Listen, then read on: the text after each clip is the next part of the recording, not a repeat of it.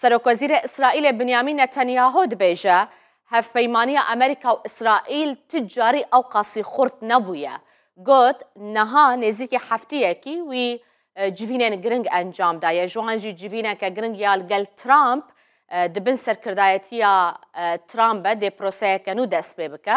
Binyamin Netanyahu dibêje hevpeymaniya di navbera Amerîka û İsraîlê de ne tenê di navbera du hikûmetan de ye, lê di navbera du netewan de ye. هەفپەیمانیە ئەمریکا و ئیسرائیل تجاری ئەو قاس خورد نەبوویە.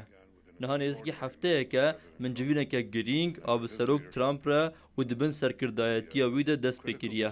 Biryarên wî yên girîng pabendiya wî û gelê Amerîkayê ya ji bo İsraîlê nîşan didin. Di serî de we dest bi şandina wan çekan kir ku hatibûn rawestandin. û em ji bo şerê paşerojê û hebûna xwe û rojhilatnavîn di heft eniyên şer de hewcedarê wan in. Trump doh sizal dadgeha tawana navdewletî sepand ku ew gef li hemû demokrasiyan dixwe da ku berevaniyê li xwe bike. Me behsa wê yekê jî kir ku Îran ticarî nikare bibe xwedîçekên etomî û her wiha piştrast bûn ku Hemas têk çûye. Eger Hemas li wir bimîne, ti paşerojek li Xezeyê çênabe. Me li ser gelek tiştan li hev kir.